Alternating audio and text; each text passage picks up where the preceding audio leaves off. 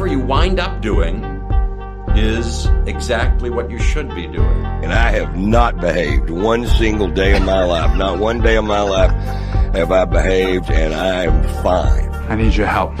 I can't tell you what it is. You can never ask me about it later, and we're going to hurt some people. Whose car are we going to take?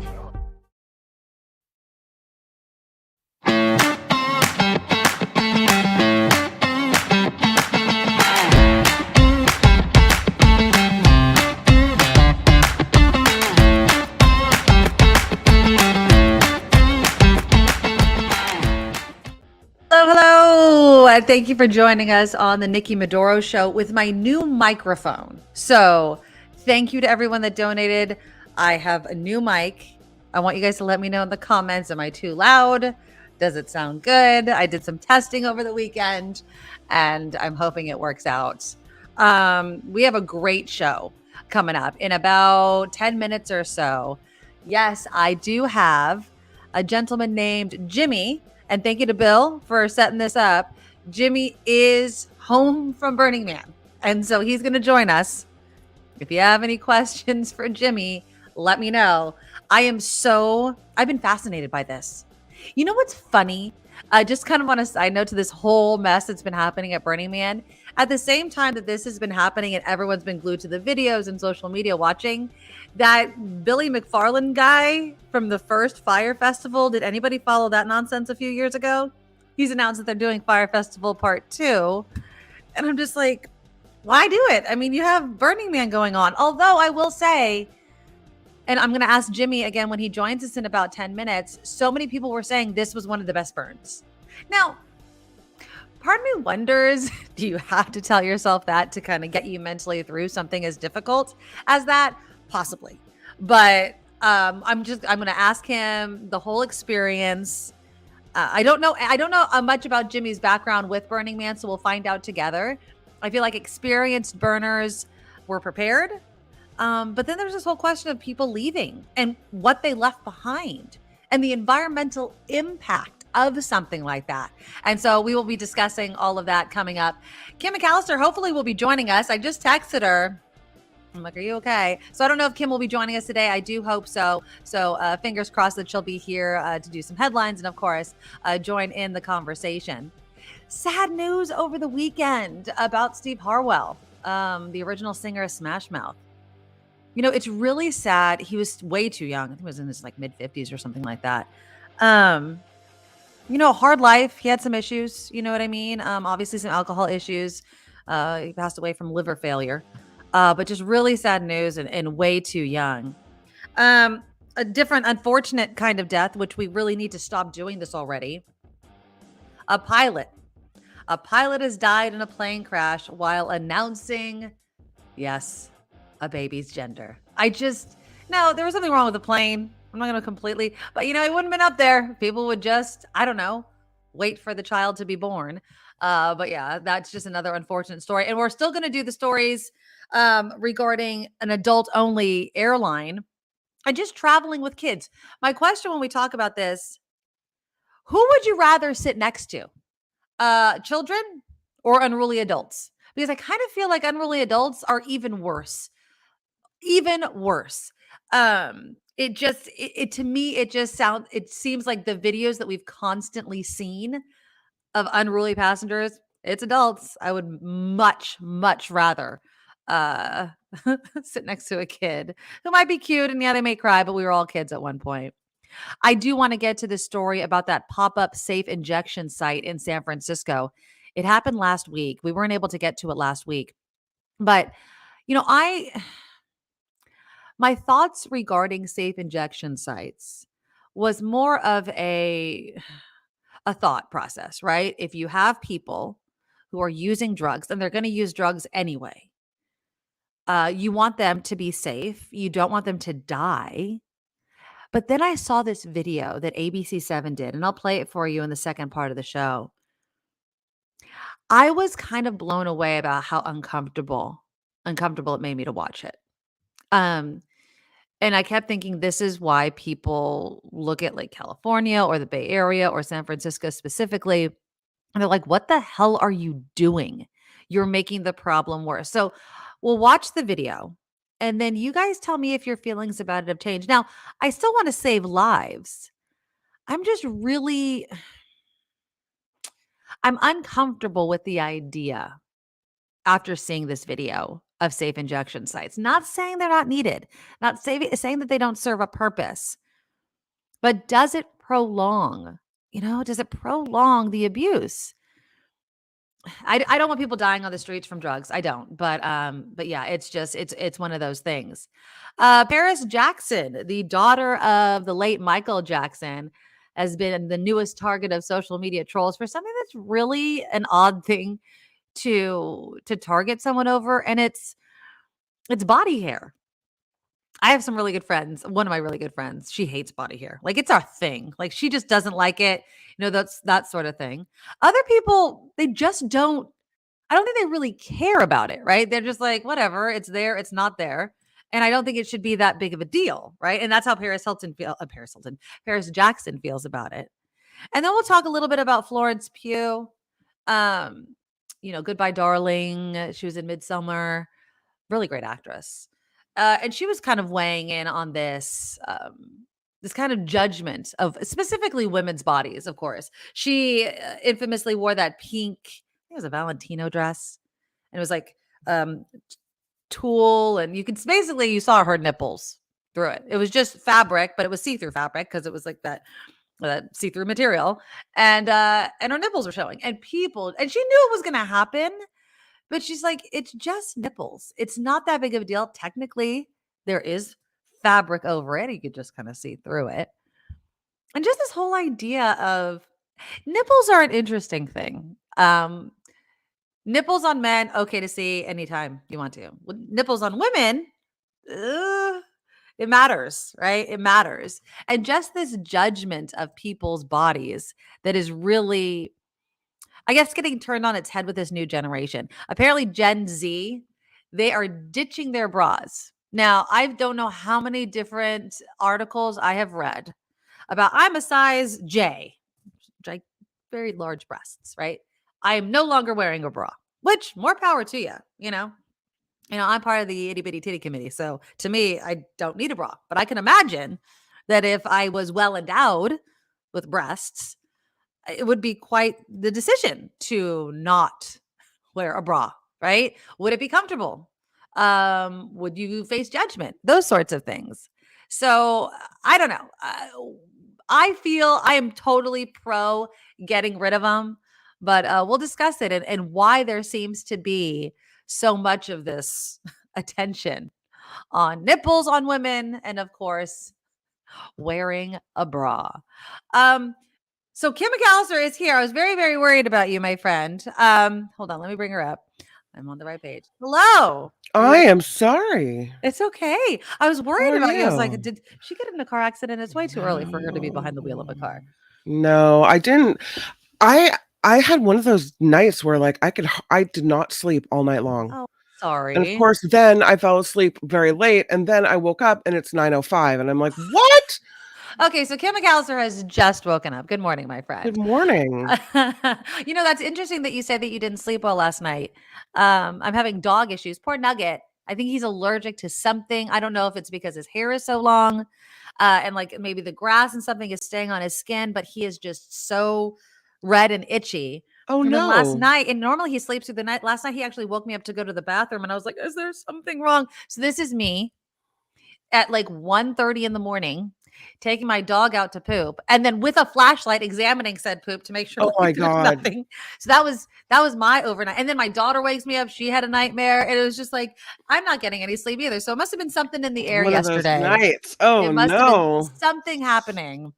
But yeah, it was. Nugget. I worry about the nug, man. Yeah, so I'm definitely gonna have to go either get him some sort of probiotic or skin thing. I know I have a lot of dog lovers, dog walkers that watch the show. If you guys can send me some ideas, if not, I'm taking him to the damn vet. I am gonna get him to the groomer. He does better when his hair is shorter, even though it's so cute when it's long. But yeah, he's been just scratching and then he hides from me because I tell him to stop, and he's such a good dog. And Does he have just like looks at me. fleas? No, I examine him. Hmm. I look under his hair. I mean, when I'm brushing him, no fleas. And it's where he's biting, there's no hair. It's just, yeah, it sucks. Oh, weird. It really sucks. So, look, I know you're getting your head together, get your news together because we have a special guest on our What? show today. Yes, Sweet. indeed. So, I don't know, Kim, if you were following I was obsessed with watching all the Burning Man videos over the weekend. Oh, the people I stuck? of people stuck trying to get Yeah. out, celebrities that were there that walked like 6 miles to get the hell out. Ugh. And so I was really wanting to know, like, what I've never been to Burning Man. Okay, full disclosure, never been to Burning Man. I have tons of friends that have gone. I don't have any friends, like close friends, that went. But joining us on the Nikki Medoro Show is Jimmy Kraft.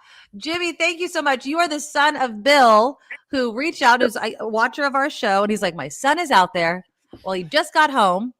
And you have to have him on the show because I was looking for somebody. And so thank you, Jimmy. I'm sure you're exhausted, but thanks for coming on the show. Hi, good morning. Good morning. Good morning. Okay, so I want to just, I've been fascinated by it. Now, of course, I'm fascinated in the comfort of my own home. I am not stuck in, I don't know, feet of mud up to my knees or whatever. You did send me some pictures. I'm going to show a couple of the pictures, Jimmy, that you sent me, just to kind of get an idea of, the mud, the tracks. People, if you've been watching the news, you've seen something like this. But it was, this actually doesn't look too bad. It doesn't. No, it had gotten a little better by then. Yeah. The drying out phase. So Jimmy, tell me, how was it? Was this your first year at Burning Man? Are you an experienced burner? What's your kind of background with Burning Man? This is my 5th burn, so I've been there a few times, and I've seen extremes of many varieties. High heat, crazy winds, like whiteout dust storms. This is the first time that we ever experienced rain this way. And we've seen rain before, but never like this. Okay, so before Burning Man started, there was a bit of a delay because of the storms. They were like, wait a couple days before coming out. And so the initial build of the city was delayed. Did that give you a little bit of pause? Like you're like, maybe it's going to be a tough year this year? Honestly, no. I thought it was going to be a one and done.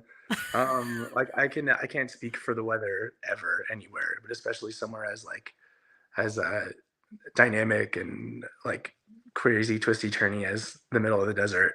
I was just grateful that the first storm had passed, and I thought maybe it had gotten it out of its system. And no, and It so did not, obviously, no. so kind of talk about now. What day did you arrive? I arrived on Monday. Oh, so you were there? On Sunday. Which is like, normally when people arrive, correct? Yeah, there's a big ingress that day. And so it rained. Everything was dry already. Everything was built.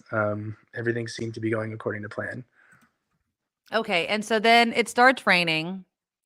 Was there ever a thought in your mind like, I'm not going to make it? So you didn't stay for the actual burning of the man, correct?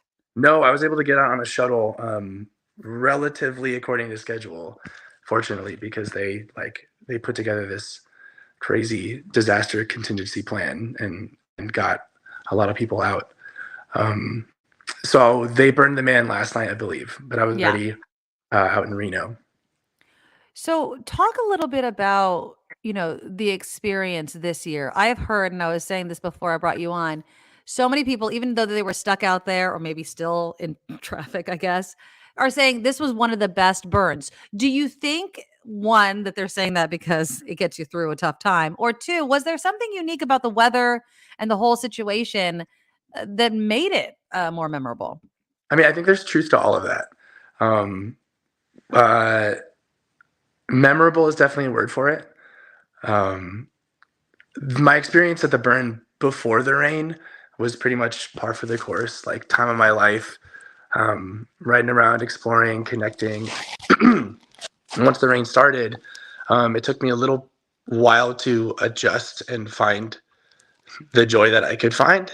But I did. And we talk about this all the time in my camp about how things change when your perspective changes, and when you are not able to ride your bike around, even on like a nice day. Say your bike catches a flat, you don't go fix it.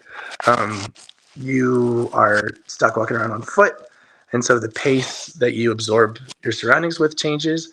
You see things on a smaller scale.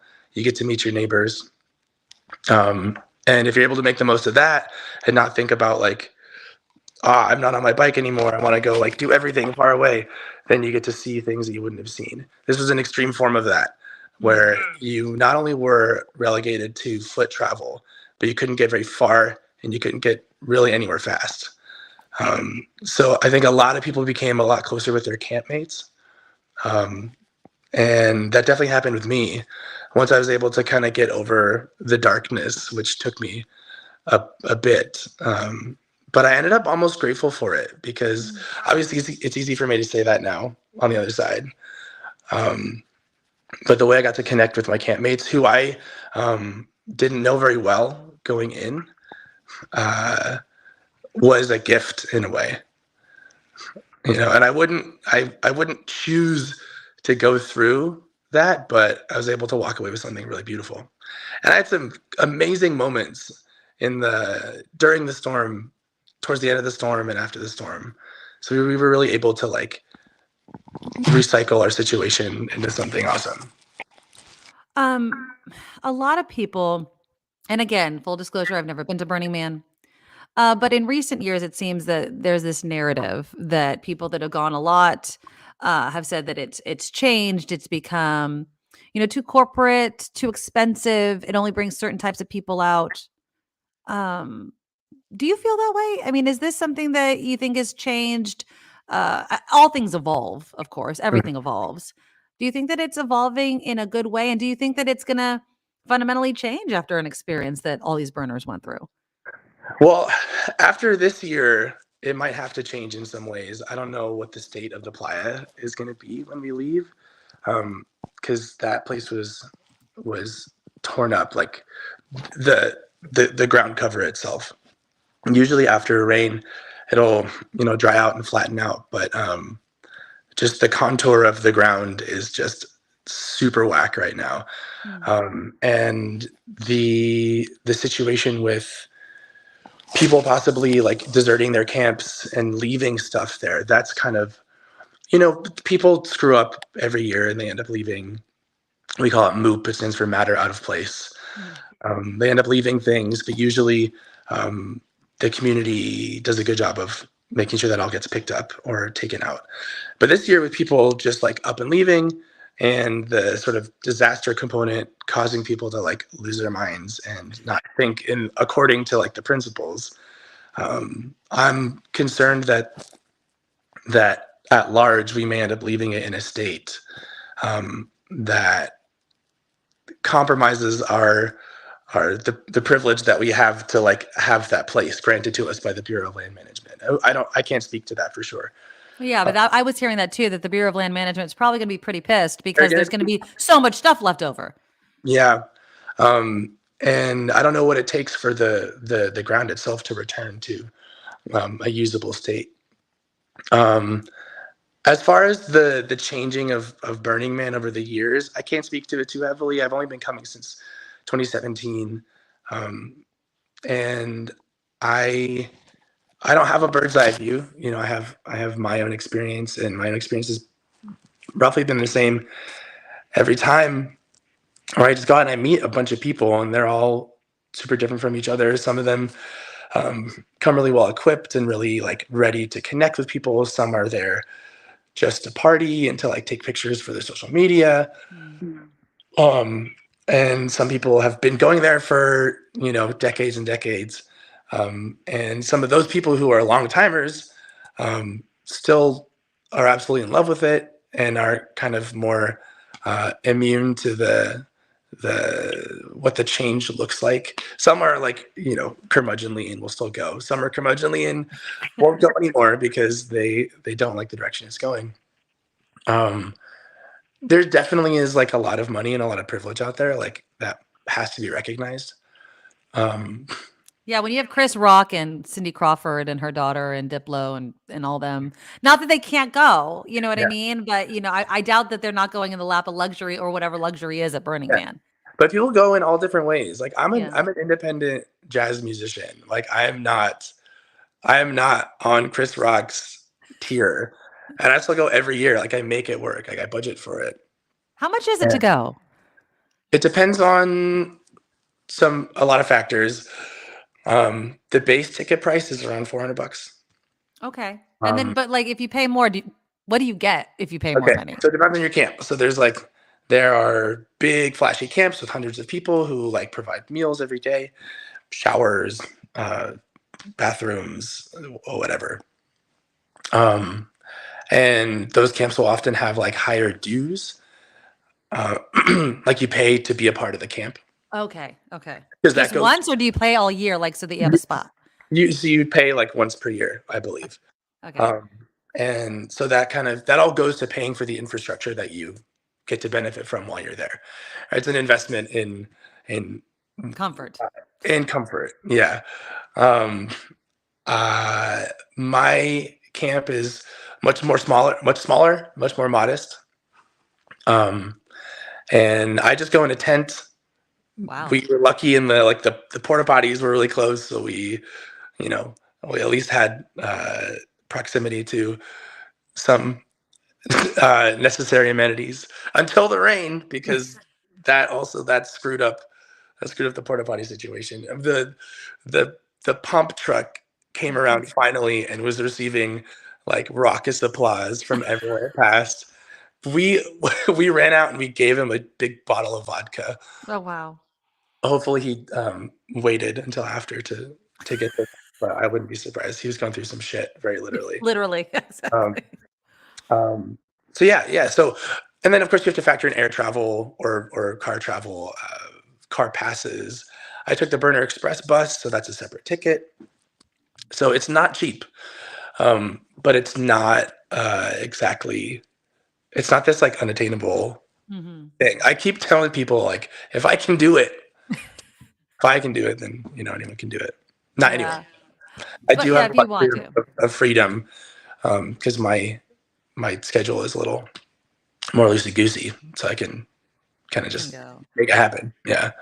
And if you guys are just joining us, Jimmy Kraft, he is a jazz musician in New York. Your dad, when he reached out, he's like, ask him about his jazz because he's playing in Brooklyn, 3,000 miles away. I think your dad misses you. Like I was like, oh, that's Yeah. definitely a parent saying something like that. But you used to play in San Yeah. Francisco, which is I pretty did. Yeah. awesome. Mhm. Yeah.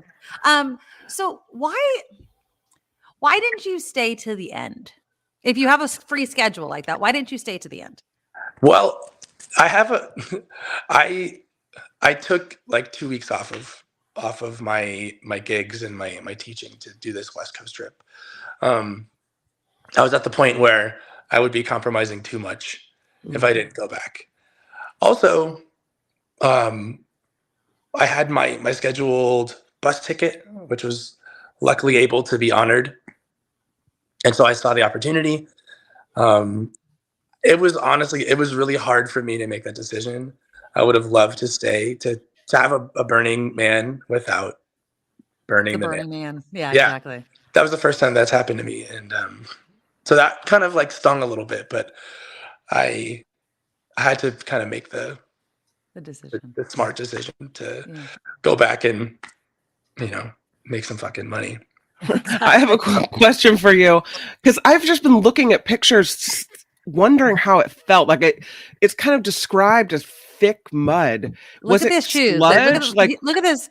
That was his walking shoe, Kim. Like was it bad. hard to get out of? Like, was it like your foot got stuck the minute you took a step, or what was it like? The consistency? Yeah. So at first, before things had gotten kind of like tamped down in various places, it was all just this like sea of sludge. And people say mud, but it was really like it's like clay.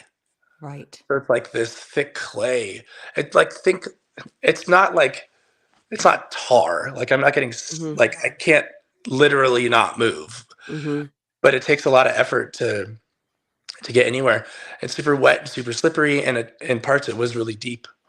So people were getting creative with using their trash bags and their socks and their shoes. And like every time, or we kept seeing people pass our camp with different iterations of these engineered mud shoes with bags and cloths and whatever. And a lot of people were like, "Oh, just going out in socks is the move." And then someone would come by and be like, "Oh, you got to go barefoot." No. And then someone would come back in this massively engineered trash bag situation, which was kind of what I ended up doing, which Yes. actually really worked. So I will say that was what worked for me. Did you come back with a cough or sick? Do you think you got sick in a storm or what No, Is happened? it a I little lose my raspy voice. there? I lose my voice out there every year, just Oh, from okay. from I go out there and I sing too. I usually would go with an a cappella group Oh, fun. out there. There's a camp called Playa. This year that didn't happen, but I was doing a lot of singing on my own at various camps, karaoke. There's a jazz club camp right around the corner from us. Oh, And that's that cool. was actually something I wanted to get around to talking about because that was a beautiful Please moment. do. Yeah, because I think these are the stories that people want to hear about because we know all about the mud. Yeah. The mud, the mud is going to be the mud, and the mud is going to be the headline. But I think to get back to like the way that we made shit work and the way that we still found beauty in this experience. On my last night there, this was Sunday night. Someone tell me, is it Monday? It's Is it Tuesday today. Tuesday. Tuesday. Fuck. Okay. No, the holidays screwed everybody up. Right. Oh, holiday. Right. Well, holiday. Sunday night. I was kind of over the doldrums and had started to kind of adjust to the new normal. And so I was able to like get myself out of camp and go explore a little bit, just in my neighborhood. Cause again, it was still pretty wet and I still didn't really want to go too far. Some people still like went all over hell, in the mud, especially if they had left their bikes out in the deep playa, because a lot of people got their shit stranded out there. But Sunday night, someone came by my camp and was like, "Hey, there's ramen happening around the corner." So I walked over there and they had set up this little cart, and they were giving out snacks and drinks and ramen, and it was right in front of the jazz club, right in front of the jazz. It's called the Jazz Cafe, Playa Jazz Cafe. And so one of the members of the Jazz Cafe came out because he saw me. And he was like, "Hey, come in and sing. We got a little early jam going." I was like, "Okay, this is my chance." My whole camp had not had a chance to hear me sing yet. I went to go get them. By the time we got back, the band had stopped. But we had a whole bunch of people, and people started kind of gravitating in. And so the Jazz Cafe pulled their shit together, got a generator, pulled some players out from their camp. I think they had just been kind of going through a mood. So they really pushed through that, like physically and psychologically, to make this happen. And I started singing, and I don't think there was much other live music happening at the time. And they had completely reconfigured their inside because they had gotten rained out in their main area. So we were kind of like cloistered over by the bar. Yeah. And it became this like super small, very intimate setting that very quickly became a huge fucking party. Oh, nice. And so we had crammed like 30, 40 people into this small area, and we were just like letting the tunes roll. And I kept saying, I'm not going to sing again because my voice is fucked. And I ended up singing, me and another member of my camp, who's also an incredible singer, we ended up kind of trading off tunes for almost an hour. And in the wake of all of the bleakness, and it was still raining at that point. Like we were still, they had like closed the tarps and there was water coming in. My feet were soaked. But the joy that we were all sharing, was, I was going to say a highlight, but it was like the peak of my burn, honestly. Yeah. And everyone was just going off. You know, the crowd was really into it. There was a couple that had tried to get married that weekend. Oh, really? That's awesome. Yeah. Well, because a lot of people go out there, they do wedding ceremonies. 2 people in our camp actually got engaged, so it's like a big place where like, you know, love is happening and love is flowing. So let it roll. They tried to get married like a couple days in a row, but the rain kept getting in the way of their plans. So they were there, and we got to sing sing some music specifically for them. They requested a tune, and yeah, it's just That's beautiful. awesome. I mean, I feel like, and I love that story that you said about singing, because I can, and how they had to push through the darkness and the bleakness. Because I can imagine, even though I'm sure, especially if you go to Burning Man multiple times, not no burn is exactly the same. The Yeah. experiences, the people you meet, and everything like that. But there had to be. This is unlike anything else I've ever experienced, Yeah. and kind of a disappointment that you have to push through, especially when. I mean, people get their hopes up and imagine things all the time, and then it's not even getting close to living up to what you thought it was going to be, but it Mhm. could be something just as magical at moments. Yeah. I always go in to Burning Man, or like honestly most things in my life. I try to go in relatively free of expectations and kind of just make the most of whatever's presented to me. Um, and I think that was like a key factor in being able to enjoy myself out there. Not to say that I didn't have my dark moments, but it's that attachment to plans, that clinging to your expectations that could really ruin this experience for you if things don't go the way that you want it. Absolutely. Um, and it was really, I don't know. You always know that you can't plan for everything, but to really be hit with this like massive unknown of like, is the rain gonna stop? If it doesn't stop, I know that we can't get out, and I know that no one can get to us, barring a fucking airdrop, Right. or like military grade Like, how ATV. bad is this going to get? Yeah, but then when you think about that, it's like 70 to 80,000 people. That's bigger than my hometown. Like thinking about the magnitude of whatever rescue effort might need to happen. It's all just unknowns, and so that's the scary part, because in that void, your imagination runs wild. Absolutely. You're going back next year, I would assume, or? Absolutely. Yeah. Yeah. Yeah. You can't keep, no mother nature can Unless keep me away. check that forecast first. I don't know. Yeah, but the forecast said dry skies the whole week. Oh, did it? Yeah. I'm Oh not yeah, it lying. was so odd. Because I remember I had talked to a burner who didn't get out there till Wednesday. And they're like, yeah, they told us to wait because the playa, but we were waiting for it to dry out. And yeah, he's like, oh, the stars kind of peeked through, and I think everyone was really optimistic. It's amazing how wrong the weather forecast was. Yeah. But Even on the day of, and we kept looking in the distance and being like, oh, there's a little bit of sun there. That must be a good sign. Or like, ooh, there's rain on those mountains over there. We don't know which way the fucking wind is blowing.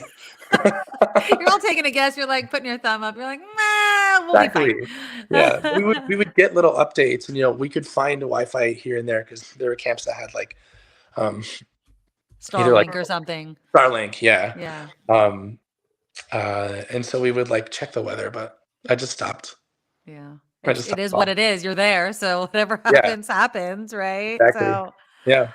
well, Jimmy, I thank you so much for coming on with us. Yeah. When I was asking for people, they're like, there's tons of videos. I'm like, no, I want to talk to somebody. I need to talk to somebody to Mhm. kind of get this perspective, because again, I've never been. If I had been, I think I'd probably have a totally different perspective, but I come as a total newbie and Mhm. do not have that perspective at all. I'm Well, glad you maybe, made it home safe. yeah. Now that you've seen about as bad as it maybe could get. I mean, who fucking knows in which way? But you've seen the shit. Yeah, literally. Maybe I'll see you out there next year. Oh, I don't know. Maybe. Let's Maybe. put it out into the universe. Maybe. We can leave it as a maybe. There you go. Now, I will not get my expectations up. where do people hear your music? I know you're in Brooklyn, but do you post it online or anything? I do, yeah. I mostly kind of work off of my Instagram. Okay, perfect. I do have a website, jimmycraftmusic.com. Perfect. But the best place to see what I'm doing and where I'm doing it would be on my Instagram. It's at Jimmy Craft Music, and that is Craft with a K. You can see it on the screen.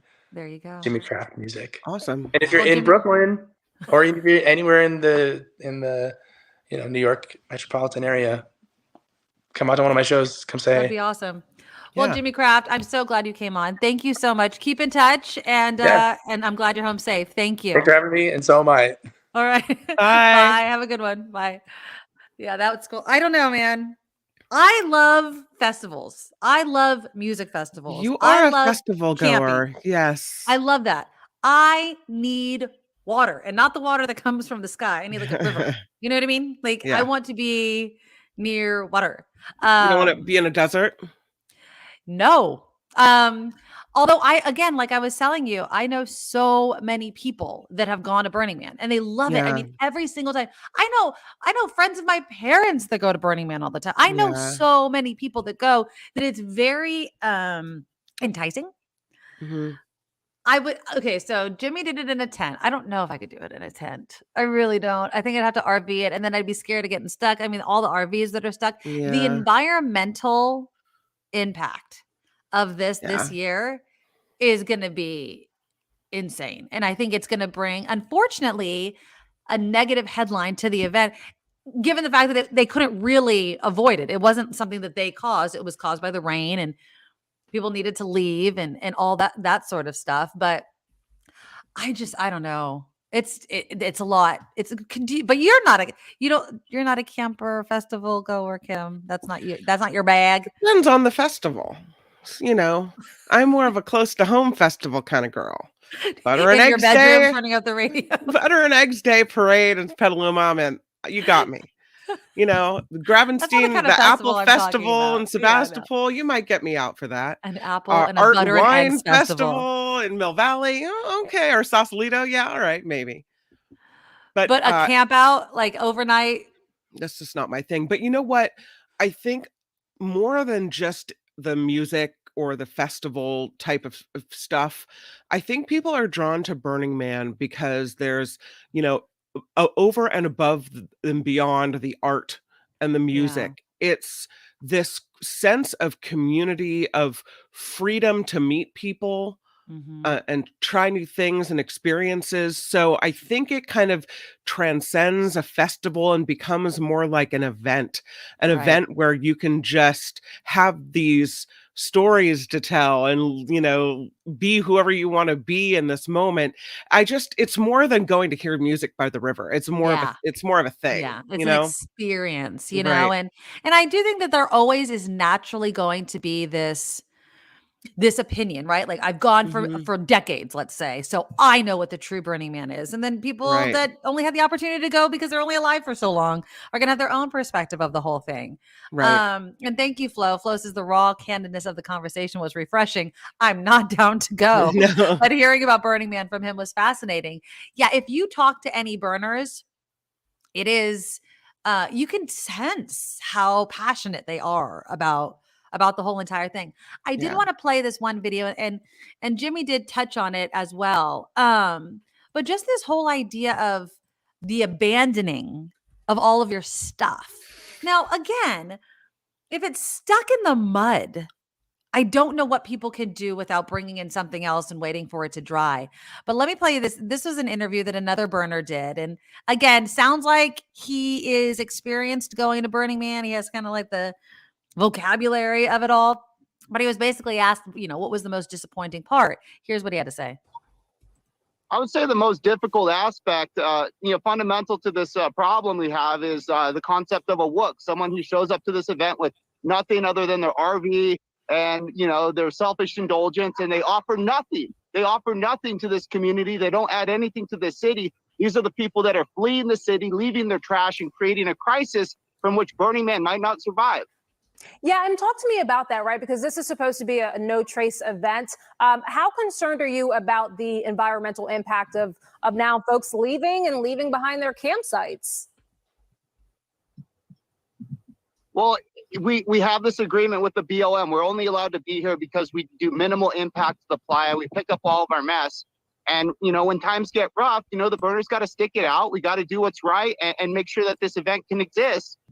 But people who aren't burners have shown up in mass and they only party and they're leaving their entire campsites behind, ditching their cars, their trash, their tents. And we're going to end up having to clean this up. I mean, do you feel like people should not have left?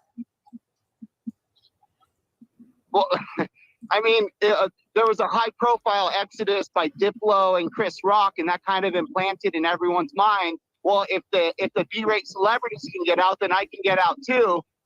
The fundamental sentiment is that we're here, we're having a good time, we're taking care of each other. Everyone's got to stick it out. I mean, now I hear what he was saying. Not everybody could, right? I think that there's also, like Jimmy was talking about, some people might have definitely been afraid of what was next. What was there another storm coming? Given the fact that they didn't know that this storm was going to come back through and all the damage that it did. I don't think it's necessarily fair to judge those that had to leave, but I do think that, Chris Rock, Diplo, Cindy Crawford, Tessa Thompson, there's all kinds of celebrities out there. Yeah, you see it on your social media feed that they're leaving. Yeah, you're probably going to want to bail too. Somebody died. Yeah, but they don't think that was related to the storm. And somebody dies. I think there's been deaths in recent years. I think Often? like 5. Yeah, Yeah. not often, but I think like one death If I'm somebody who has a medical condition, right?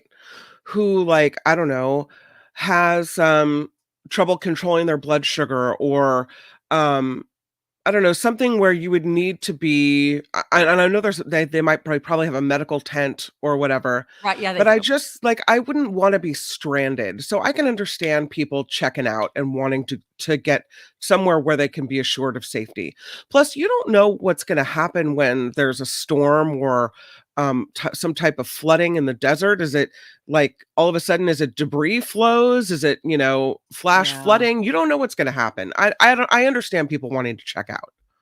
I get it, but at the same time, I want to see the aerial image when all these people leave. Because today, some people say they're not even maybe going to leave until tomorrow, even as late as Friday, just to really let the playa dry out. And you're going to be just stuck in traffic.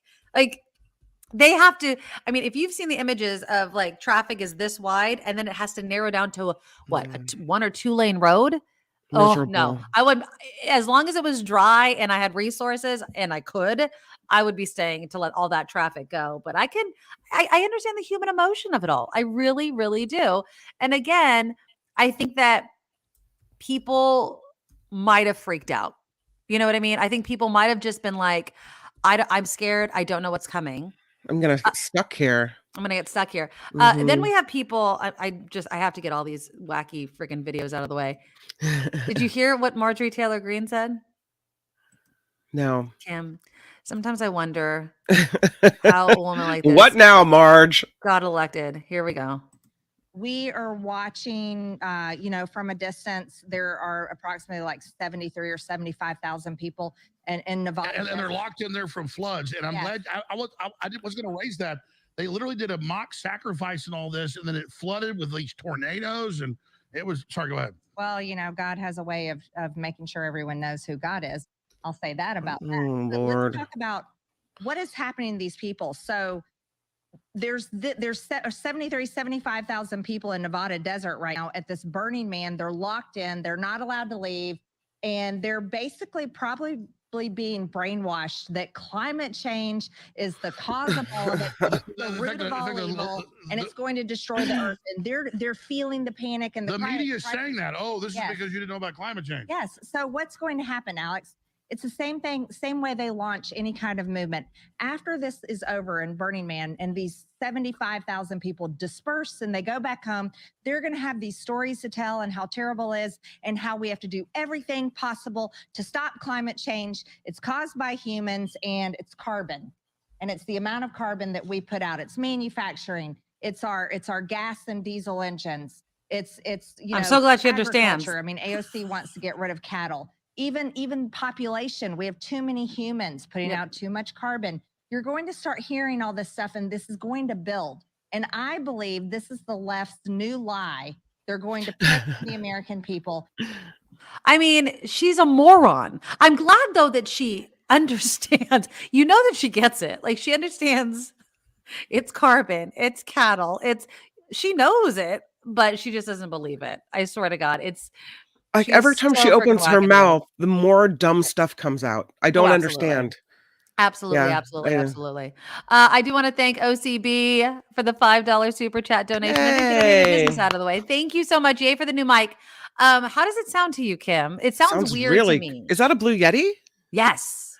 Oh. So I reached out to John Daly, and he does have a very good setup. I don't have the money to get John Daly's setup. Yeah. But our old friend Brian Pelletier, John told me to reach out to him and get his advice too. And yeah, this is like plug and play. So this was So I'm liking it. I mean, I kept the box and the receipt and everything. So if it wasn't working out and it didn't sound good, in my ears, it sounds a little different. But if you think it sounds good, then that's all that matters. I think it sounds great. I mean, you sound like you to me. Oh, So perfect. Okay, good. Well, yeah, and I don't have to have the mic so close to me now, right. right? I mean, I Mhm. sound clear and I don't have to be like, hello. So yeah, thank you, thank you, thank you, OCB. Now, if you want to be like OCB, let's get some business out of the way because I didn't do it because we had Jimmy and everybody coming on. Please click the thumbs up button to show your support for the show. I really do appreciate it. The super chat is live, which is how OCB donated $5. So just look for the $ underneath the live chat, and that's how you donate.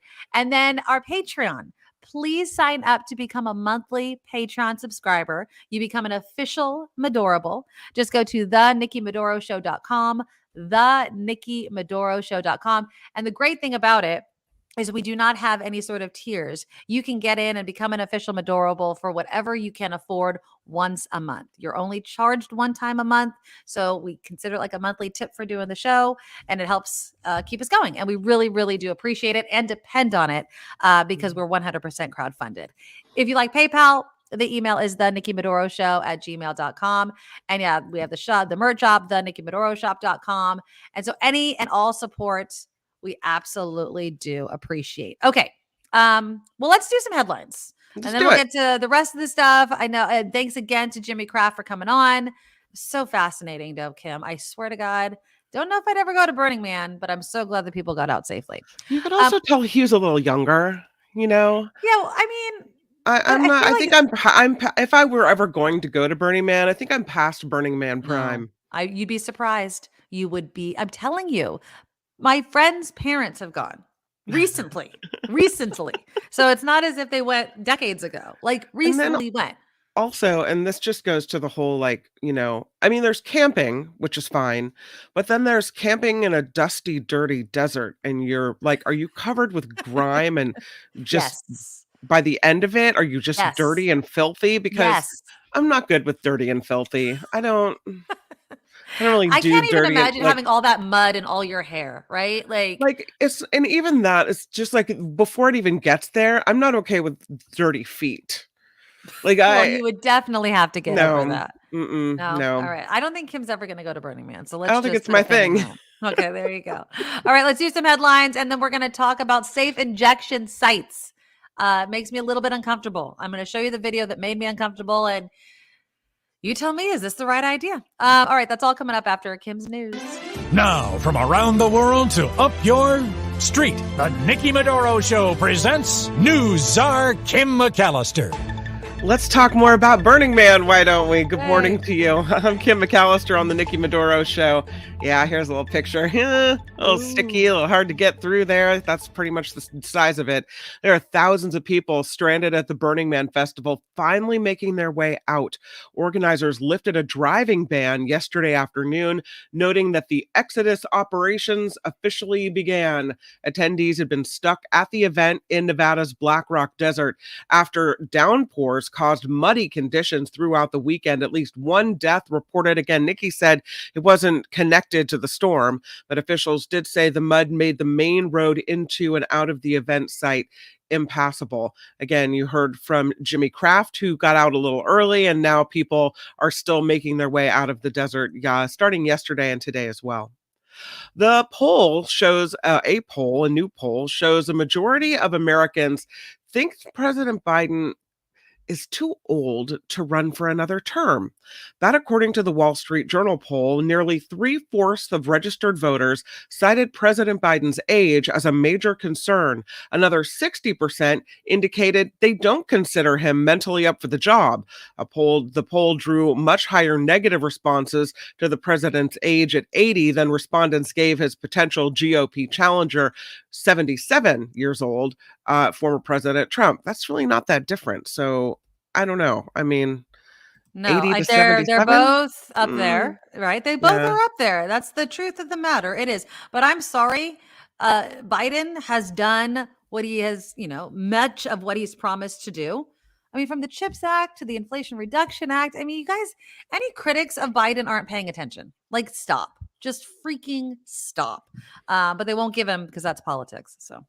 Yeah, it's the truth. Let's go to New York, where there's still this concern over what's happening with migrants. The ongoing crisis in New York City has leaders scrambling for answers. New York City's mayor, the state's governor, all engaged in this war of words over how to deal with the ongoing influx of migrants. The New York State Attorney General is urging lawmakers now to appoint a migrant czar, as more keep getting bussed in as well. The manhunt for an extremely dangerous killer is ramping up. Escaped Pennsylvania murderer Danilo Cavalcante has been on the run for days after he broke out of the Chester County Jail. That was last Thursday.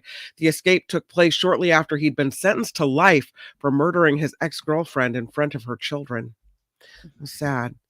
There's an issue with screen time in America, and now too much screen time is being linked to developmental delays in children. That, according to a new study published in the journal JAMA Pediatrics, researchers looked for data from 7,000 kids and found 2 or more hours of screen time increased the likelihood of developmental delays, especially in problem solving and communication.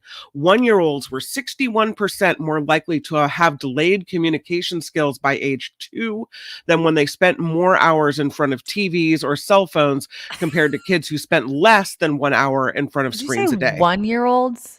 So 1-year-olds, if a 1-year-old is given screen time, they were 61% more likely to have delayed communication skills by age 2 than when they spent more hours in front of the TV or cell phones compared to kids who spent less than 1 hour in front of the screen. I mean, how Yeah. much screen time are you giving a 1-year-old? Doesn't that One seem a little wonders. insane? I think some people, Nikki, like, I don't know, some people who maybe aren't really interested in thinking about things or, monitoring their parenting behaviors, they just stick the kid with the screen and say, go. Yeah, but Right? I mean, the kids won. What are they? Yeah. I don't know. That just seems insane to me to even think that they could be having so much screen time Right. that it's impacting their For some people, development. it's easier, and you see kids just, stuck to the screen like glue. Yeah, I I don't know. look at when you go out to dinner. Sometimes you go out to dinner, instead of people sitting around the table talking, you see the Oh, yeah. kids being placated with screens. This is out in public at a family function where people should be communicating. And then we wonder why kids go to school and, post pandemic, when they had all the screen time, right? That's true. Why their communication skills aren't similar to ours when we were that age. Different. Crazy. Gotta watch it. And it's also interesting because they want it. They want. Well, that's because they see their parents and their siblings and everybody on it. What do you want to do? Yeah. You want to emulate what you see, right? So it's not surprising. That's true. Yeah, you're right. It is. It's not surprising. It's kind of scary, though. I wonder how different this generation will be. Yeah. Because I think a lot of people don't monitor. They just don't. Yeah. So, a city in Southern California wants to remove all the junk from the supermarket checkout counter. The candy bars up there. You see the Coke from the little Coke soda The Slim machine Jims that thing. my daughter likes to eat, which are disgusting. But And they set whatever. them right there at the checkout eye level. So you're like, oh, I'll just grab that on the way out. Oh, yeah, some Tic Tacs. Oh, I'll just take this. Of course. Right. Well, there's a new law in the Riverside County city of Paris, Perris, restricting what can be sold near the register. Grocery stores have until the beginning of next year to replace all of that candy and other sugary foods and drinks with healthy snacks near the register. Paris becomes the second city in the United States to enact such a law. The city of Berkeley was the first. So there you go. Okay, so they want to basically put a bunch of stuff there that's just going to sit and rot because people don't want to buy healthy You don't things wanna- because they just pass by it like over there. Maybe you could. So what is it healthy? You could put the sunflower seeds there. People would probably buy that. Maybe, I don't know. The beef jerky might be considered healthy because it's protein. No? Well, I mean, yeah, I guess if you're going for protein, but I wouldn't consider jerky I bet healthy. they look at sugar content, I bet. So if it has a certain, level of Everything has sugar sugar in content, it. I don't know. I bet the beef jerky stays. It's the candy bars and the Coke and the Gums Pepsi. to satiate you. You're like, you know what I mean? If you're gonna Most of gum nowadays, yeah, you can still get like Big League Chew and Hubba Bubba and stuff like that, but most of it's sugar free, right? Although it has xylitol or whatever Full of else. chemicals. Chew Exactly. on those chemicals. Yeah. Yeah. I don't know if you have ever liked this band, Smash Mouth. Yes. Come on Yeah, now. Then who grew up in the 90s? Let's go here. the former Smash Mouth frontman I and know. co-founder Steve Harwell died, 56 years old. Band So manager sad. Robert Hayes telling Rolling Stone that the all-star singer had been in hospice care, suffering the final stages of liver failure brought on by a lifetime of alcohol abuse. Yeah. Harwell had been dealing with health issues for some time, including heart failure and neurological issues that affected his speech and memory. He had retired from Smash Mouth in 2021 and was replaced by a new lead vocalist, Zach Good. Hayes said Harwell died at his home in Boise, Idaho, surrounded by his friends and his family. There was some connection though between Smash Mouth, the city of Santa Cruz as well, and the South Bay. Oh So I yeah, think, yeah. yeah, Fantastic was just saying that San Jose band. Yeah, yeah, absolutely. And mhm. obviously, being a local band, so many people when Harwell passed were commenting on my social media feeds yesterday. I don't know if this is true, and I should have Googled it but I did he lose a child or something happened in his life and he kind of spiraled. But yeah, Mm. they did say that he had, alcohol abuse and liver failure. It just has to be so painful. Way too young. You shouldn't die in your 50s. It's just really sad. And yeah, I mean, he, Smash Mouth, all kinds of hits back in the 90s. So, it sucks. You don't like to see people die so young. No, back then I was playing those songs on the radio Oh yeah. and hanging out with those guys at concerts. So sad to see him Oh, go. wow. SJ Lillis says Harwell used to live down the street from us. Wow. Oh, Yeah. yeah. Oh, sad. Weekend box office. Ah, The Equalizer 3. They took the second best Labor Day weekend opening ever. The Denzel Washington-led action thriller made $42 million over the long weekend. Marvel's Shang-Chi and the Legend of Ten Rings had the best Labor Day opening after it made over $94 million in 2021. Barbie lands in second with more than $13 million made in its seventh weekend. Barbie keeps raking in the cash. oh God, yeah. It also surpassed the Super Mario Brothers movie for the highest grossing worldwide release of 2023. So The Equalizer 3, again, the second best Labor Day weekend opening ever. Go Well, Denzel. I watched the first two Equalizers over the weekend. So, I want to go see the number 3. Yeah, because we were talking to Tim Sika, and I've never seen the Equalizer, and it was on Amazon Prime. So I was like, you know what? Let's watch Equalizer 1 and then Equalizer 2. I think it was like on Netflix or something. And so we watched that. It's pretty good. It is violent. I can't Yeah. imagine. Tim said that he was watching Equalizer 3 through his fingers because it was so violent. Yeah. I like my violence. So in movies, of course. So I'm probably gonna wait until it's on streaming. But yeah, it's pretty good. Well, I mean, part of me, I guess, is glad that movies are seeing success right now. The writer strike and actor strike continues, so we might have Yeah. things are going to dry up in the entertainment Yeah, category. very quickly. Warner Brothers says they're going to lose a lot of money this year because of these strikes. Mm-hmm. They own TV and movie studios. They say they are adjusting their full year earnings expectations by $300 million to $500 million. The Writers Guild of America has been on strike since May. SAG-AFTRA joined in July. So these studios are going to take a huge financial hit. So for them to have an opening weekend like this is a needed and a big deal. Yeah, but I don't mean, they know. also know that if this continues, there's going to be Mhm. quite a gap in that revenue coming up pretty quickly. This has been in the Yeah. can for a while, And I don't know if it's a good idea to not go to the movies to support the strike, or if Ooh. going to the movies is a good idea to support workers. I don't know what the answer is there. I don't know if we're giving. I think Yeah, we're that's a good giving money to the question. studios that they can't hire people. I don't know. I don't know what the right answer is. Should we be boycotting movies right Should we now? not I'm not even watch sure. television? I mean, how far down this road do we Oh, go, yeah. I don't know the answer to that. I do know this report is crowdfunded, and that means we rely on you. It is. You can find us at thenikkimedoroshow.com, thenikkimedoroshow.com. That's where the Patreon and the PayPal link are both located. I'm Kim McAllister on The Nikki Medoro Show. Thank you, Kim. Yeah, I did want to get to this one story, though. It's so weird. This microphone is so sensitive.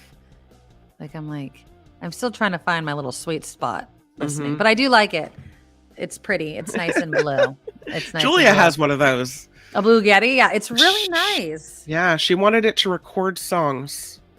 It's pretty, and so she likes it. Yeah. Our friend Brian raved about it, and the great thing about this is, again, you just plug it in, and so it's less. So have I faded out at all? Which was the issue that I was trying to solve, right? So there you go. Okay, good. Good. All right. Well, thank you to everybody. And again, the Nikki Medoro Show is where you can go to share the show with your friends. We love to get new Medorables, so please share the show with everybody you know. First, before I get to the safe injection site story, did you hear that it happened again, Kim? It happened again, and we really need to stop doing this. I don't understand. I never had one of these. Thankfully, I did not. A pilot in Mexico has died after the plane he was flying as part of a gender reveal party in Mexico crashed on Sunday. Apparently, the plane was releasing pink smoke, so yay! And then, and it has a sign that says, "Oh, baby." The recording apparently, which I couldn't find, and I'm not going to find it. The recording captures the moment the plane's left wing separates from the fuselage as it flies away from the group of people below. The pilot died in the hospital following the crash. Can we stop? Why? Again, as someone who did not find out the gender of my child until said child was out of my body, I just don't get it. We need to stop with these. Wasn't it true that I think the woman or the family that started the whole thing or got it popular is like, I wish I had never done this. We've had wildfires. We've had all kinds of things because of this. Now guys died. People, losing a limb, an eye from projectiles. So this guy, from what I understand, the pilot managed to release the pink smoke from the, whatever capsule in the plane. And people were cheering as the plane went down. They didn't realize. They were like, oh, yay, woo, it's the girl. And then, bam-o. That sucks. Guy was pulled from the wreckage. He goes to the hospital. He's in critical condition where he later dies at the hospital. And okay, so you could make the argument someone could have rented out this plane for any reason. This could have happened, in the commission of flying a banner or whatever. So it just happened but it just seems so pointless, Just cut a cake. I don't know the background. You must do a reveal. Cut a cake. Right. To me, he wouldn't have been up there at this particular moment if it had not been for the gender reveal. Now, could he have been up there for another thing like Kim just said? Yes, of course. But my whole thing is just stop. If you want to do a cake, if you even want to do like fireworks, as long as it's not going to catch something on fire, right? I'm a no on the fireworks. No, I don't mean fireworks. Those little like popper thingies that like shoot out, you know what I'm saying? Yeah. Nothing like in the sky. Even that they'll go with it's not that it's not a big deal. I'm not trying to like yuck people's yum of like wanting to celebrate it in this way. It's not that big of a deal. It's not as if it's like, oh my God, you're having an alligator. That would be a surprise. It's, you know what I mean? Like, it's just so annoying. I just, and when I read it, I was like, seriously, again? Now, on the news of flying, that adults only zone for flight. This is another story that just continues to fascinate me because it keeps showing up on my news feed. Would you pay extra to sit in an area of a plane that was adults only? Part of me thinks no. Because the videos that we see of people being a-holes on planes, it's not the kid. It's not the kid. It is an adult that's drank too much. It's somebody. What was one of the videos I saw? A woman thought her boyfriend was cheating on her, starts yelling and screaming and cussing him out. The chick that saw that MFer that's not real and was leaving the plane. Like, It's not kids that are doing this. It's Yeah. adults that are doing it. I don't know if I necessarily want to be in the back of a plane with a bunch of people that now think that they're special because there's no kids in that section. Well, if you are in the kids section, then you're not getting any sleep probably, right? Well, I mean, I don't know when I've never not on my kids are too old to like be a crying baby, but I never Yeah. had that instance, thank God. But Yeah. I've witnessed it, and believe Mhm. me, nobody that hates that baby crying more than the parents. Right. Like there is nobody on that plane that wants that baby to shut the hell up more than the Well, parents. I would argue that the parents, if being a parent, if I'm in those kids section, it's like going to a kid-friendly restaurant. You don't feel as bad if your kid, shouts out during the middle of the meal. Whereas Yeah. if you're at a nice place where you're worried about affecting everyone else's experience, you go to a place where your kids are going to be welcomed and where you're not going to cause any trouble. And it would feel the same way to me on a plane if I was in the kids section. Okay, if my kid cries, it's not going to be as big of a deal because we're going to be in the kid They're all area. crying, yeah. However, I would say that unless they have some kind of soundproof curtain, You're gonna hear it then anyway. you're still going to hear it anyway, and maybe because they're all in one area, that it's like, when the kids are next to each other and one baby starts crying and then the Yes, next they starts all crying, start and then crying. it's this cacophony of screams. I don't know. I don't know Well, how no, that's going to that's work. true because I remember one time I think the kids were little and there were parents that had come on with their baby like, "Oh, let's sit with the other people that have kids." And I even thought the same thing. I was like, "Can you not? Because like your Yeah. kid's going to make my kid act up." But it didn't actually matter. Yeah. But this is the real reason why I have a problem with it. We were all kids. We were Yeah. all kids. And Right. it's not like an adult only section. It's you're trying to deny human beings that are going through human emotions. Their ears are probably plugged. It's Popping. uncomfortable. Mhm. They've maybe been stuck. They don't know obviously how to regulate their emotions. And Yeah. it's do we have to always be comfortable in life? Right? Like, unfortunately, no. Do I want to be comfortable in life? Do I want to have a plane that's nice and quiet and I can sleep or enjoy myself and not listen to crying baby? Of course. There's nothing wrong with wanting that. That is not the world. And for us to continue to try and placate adults who want to live in a world like that, I don't think is a very good idea. Like, just stop already. Kids exist, crying babies exist. You were one. You shat your pants. Like, somebody had to wipe it. Like, please, you had to go through it. Everybody else has to go through it. I don't think it's the right answer. Heather says supposedly there's a wall or something between the sections, but still, it's like having a pool with a peeing section. It's still Exactly. going to seep through. She It's says either still gonna way, go. I'd still pay to sit away from the children on planes. She says. I mean, but then, okay, this is the other thing. If you do pay and Think then you better. still hear the kids, then you're going to get even more aggravated. And then guess what's going to happen? Yeah. Some of those adults are going to act more like children than children do and start raising a rug. I paid extra to not have to be inconvenienced by other human beings in my life. It's like, well, Yeah. screw you, dude. Sorry, there's no guarantee. Yeah. Yeah, I don't like it. I don't like it. I think it's stupid. I think it's a way to make money. Obviously, what was the name of the airline? Corendon Airlines. It's a Turkish Mm. Dutch airline. Okay. That has started it. But it's not the only one. I've heard this before. They're really just trying to entice more adults on there. You can have them. Some adults. I'd rather sit with the kids than sit I would rather with sit the with the adults. kids too, but I like to help. Like if there's a crying baby, I don't mind holding somebody's baby if they Oh want. yeah. I mean, if I can I'm a help. helper. Yeah. I Oh, the like cutest. a I little like one. helping kids. I like when kids, ask for help, right? Not the Yeah. parent or anything. Like I was in where was I was at Five Guys not too long ago. Five Guys Burgers and Fries. And they have, I don't know if you've been inside of Five Guys, but they have a big bucket of peanuts, shell Right, on right. Mhm. peanuts. And so you can get them to kind of snack on while you're waiting. Yeah. And I was just waiting for my food to go. And there's this little boy and he's just sitting there and he wants to get the peanuts. But I mean, he's little. So like the bin of the peanuts probably came up to this on him. And he's kind of looking and I look at him, I'm like, you want some help? He's like, yeah. And I was like, okay. And I'm like filling up. And he was just such a sweetie. And he's like, thank you so much. I was like, you're welcome. Your parents raised you right. And so see, I wouldn't mind sitting next to that kid. Yeah. He was Yeah. fine. Louis says, yeah, no, a screaming kid on a 5-hour flight I'd pay to avoid. And nice parenting. Try driving to your destination next time. I shouldn't be stuck with your screaming brat for 30 minutes or Louise! 45 minutes. Louise, that is I'm quite shocked. harsh. Louise. I mean, again. Okay, here's the thing, Louis. I'm not holding another parent's kid unless they Okay, Eric. Look, here's the thing. Going back to my original comment, those parents are trying probably everything they could think of to make that kid stop crying. So there should be some empathy there. And two, just because you pay doesn't mean you're going to get it.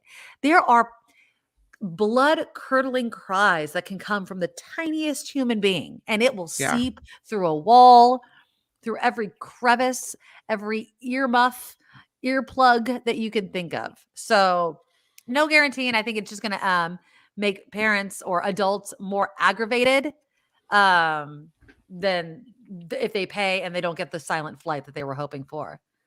Hey, Jim, now I can only think of hearing on the news that Nikki Medoro killed some kid that had a peanut allergy. Look, peanut allergy. Do not step 1 foot into Five Guys burgers and fries because there's nuts all over the place. Sorry about that. Okay, let's talk about safe injection sites. Okay, Kim, before I play you this video, what is your take on safe injection sites? I'm really mixed on this one because we have a crisis of people dying of overdose deaths. To have somebody right there could save lives. People that could get help, could turn their lives around, be productive members of society. I don't want to see people hurt. Also, I feel like if the state is providing a safe injection site, the state is saying, listen, we know you're doing something illegal. We don't care. We're going to help you do it. We condone the use of drugs. Right. And I don't agree with that. So death, condoning the use of drugs. And I just don't, I don't know. I don't know. I'm so torn down the middle on this one. I don't know. Yeah. So I feel the same way. I was much firmer in of course we need safe injection sites camp. And then I saw this video that I'm going to play you from ABC7. And there was this rogue pop-up of a safe injection site in San Francisco. I think this was early last week. And after watching this video, I was just like, this cannot be the answer. This, while on one hand, yes, preventing death. On the other hand, is it creating a slower death? Is this really the answer? Okay, so I'm going to play it for you. And you guys let me know. So you're saying people should just, if they're going to overdose, they should do it and overdose quickly? They should just die fast, get it out of the way. If you're going to go. It sounds harsh when you say it that way. It sounds horrifying. But at the same time, I mean, knowing what we know about how long it takes for someone to get clean, right? You know, how many times you have to reach out to them, the failure rate of it all. I'm not saying write these people off. And I'm not saying that. But I'm not saying I feel entirely comfortable with what I see in this video. I'm looking at it, I'm like, this is why people think we're out of our minds. Okay, but when you watch this video, and again, I don't know how I feel about this. I'm very torn on it. But when you watch the video, think about the fact that they're at a place where they're getting, they can get clean if they want to, right? People are telling them, if you hear, I know you're going to do this now, and I'll help you in case anything goes wrong. But if you do think you want to get clean, there are resources we can direct you to, right? They're not going to get that on the street, right? So is it better than doing it on the street? People aren't going to get clean until people want to get clean, right? I know. You have is this prolonging the drug abuse? Is this making it easier to continue using drugs and not get clean? Now that I've reduced or almost eliminated a risk factor, i.e. getting a disease or overdosing or whatever, now I just can continue my life of drug use. So, okay, let's play this video. You guys let me know in the comments. Again, I don't want people to die. So I am firmly in that camp. But I'm not sure this is how we should be doing it. So here we go. Again, this is from our friends over at ABC7. Okay, hold on. Let me turn the volume up. There you go. In the heart of San Francisco's Tenderloin district, a drug overdose is reversed. And it's exactly why this group of local activists is here, setting up this pop-up safe consumption site. It's a place for people to use their drugs with someone nearby in case of an overdose. We're not putting anyone at risk, including ourselves. Richard's battling addiction to fentanyl and says having a place to go to use is a relief. Do you live on the street then? You have to move everything around? Unfortunately, yeah. Right now, yeah. We just can go and be and feel safe, and we're safe, the public's safe. What we're doing today is that we're showing how simple it can be to save lives. Lydia Branston is the executive director of a local nonprofit working with people on the streets. She's one of a handful of activists who took the day off of work. It is really important that when we do something that is unsanctioned, that it does not blow back on our organizations who are trying to do this the way that it will be most effective. The city's been hesitating to set up safe consumption sites, citing legal concerns. The sites are still illegal under federal law, but Mayor London Breed has signaled support for what's described as the New York model, where a nonprofit is funding and operating 3 sites. This isn't scary. This isn't nefarious. Supervisor Hillary Ronan is one of the local leaders who visited New York City earlier this year to learn about the sites in hopes of bringing them here. It's just watching people to make sure they don't die. That's all it is. Safe consumption sites are also connecting people to services like treatment and housing, as well as handing out clean needles and other harm reduction supplies. So we have a couple of different sizes of needles for people to choose from. We have like sterile water for them to use to inject with. We have Narcan, which saves lives and is super popular. Thank you. Nice to have the resources available to you that makes maybe for safer, cleaner usage or whatever. And of course, getting a bite to eat and some water. I'm so thirsty, so I was so glad. I hope this isn't temporary. It'd be really nice if this place would pop back up again, but I don't know, what does it take?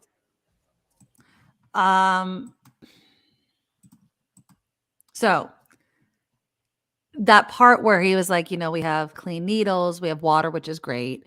And then people Narcan. coming and Narcan, which by the way is now sold over the counter, which is great. Right. I don't see these people hitting a place in their life anytime soon where they're going to necessarily, and this is just a blanket statement, maybe some of them will, where they're going to want to get off drugs because you're removing that bottom, that rock bottom that some people say, you need to hit it so that you want to change your way. And I know that for every person it's different. I'm kind of making the stereotypical type of response to drug addiction, right? Like you hit rock bottom. I don't know if you have to go to a drug tent. Don't you think that's kind of rock bottom? If you've lost your family, or are they making it okay? That's my question. It's like if you go to a tent to get clean needles and all these different things that you need to continue to use drugs, isn't that making it easier to use drugs? And then on the flip side, the alternative is death and disease. So I don't want that either. I was so disturbed by the line of people just going to this tent and they're going to take it, they're going to use drugs. And yes, the resources are there, but they're also not in their right mind. Like, there's a disconnect here. There's a disconnect. Where in that line between going to a safe injection site to using drugs, where is that epiphany going to happen? Because I don't feel like there's room for an epiphany to happen anywhere. It's just you can safely use drugs now. I think the argument would be, well, there's no epiphany even possible if you're dead, right? Right. So and I don't want people to die. That man who said he is addicted to fentanyl. Mm-hmm. I was reading a story about people that are addicted to opioids and people that are addicted to fentanyl. And this man has an astronomical chance of dying. Okay. I don't know exactly what the numbers were, but they were like, he has a, percentage greater than 60% of death in the next year. Oh, wow. It was that high. It was that crazy. And so you look at the possibility that he could be okay, that, he could somehow decide to stop, get help, what have you, and his family could have him back. I'm really torn on this one, Nikki, because Yeah. I mean, on one hand, I don't want people dying on the street, Right. but on the other hand, I don't think we should say, "Come on in, it's warm, toasty in here, and we got clean water for you. Let's make it easy." Let's make it. And drug addiction is not pretty. It's not cute, right? It's not as if I'm saying that. I'm not saying that these people aren't having a hard life. I'm not saying that it's easy to be addicted to drugs and now look, I just have this tent to go into where I have a clean needle. I'm not saying that at all. What I am saying, I want to increase the likelihood, right? I want to increase the likelihood that these people are going to want to get help. And it's that desire to get help that I worry about. Why would they seek help in the form of getting clean? What has to happen there? And I don't know what it is. Yeah, and a lot of you are making the same comment in the comment box, basically saying, look, they're bringing their own drugs. They're going to use it anyway. Let's just make it safe. And I get that, right? I don't see making it safer to use drugs. I question whether that leads to people wanting to use less drugs. Does that make sense? Yeah. Like, if that is the goal, to get these people clean, or is the goal solely to keep them alive? Because if that's the sole goal, done. Narcan, safe needles, reducing diseases, reducing overdose deaths, done. Okay. But if it's to stop having drug addicts passing out on the street, using their drugs, shooting up wherever they are, I don't know how we get there. I just don't. I don't know how we get there. Harry says if they're on the street, they'll never get help. At least the safe injection sites offer them help, and maybe a few take advantage. I think that's the hope, that you can make some type of difference, even a small difference. Yeah, Eric says it's not like they're bringing their own drugs. The users are bringing their. And then John, and I think you're being sarcastic here. John says, I say the city or state or some organization give them the drugs for free. That way they don't go out and smash and grab at stores and break into cars. I mean, he's not wrong, right? Yeah, but I feel like the people smashing your cars is an organized crime ring, and I don't necessarily always having to do with drugs. It might sometimes, but I don't think it always does. I think it's money and greed and criminality.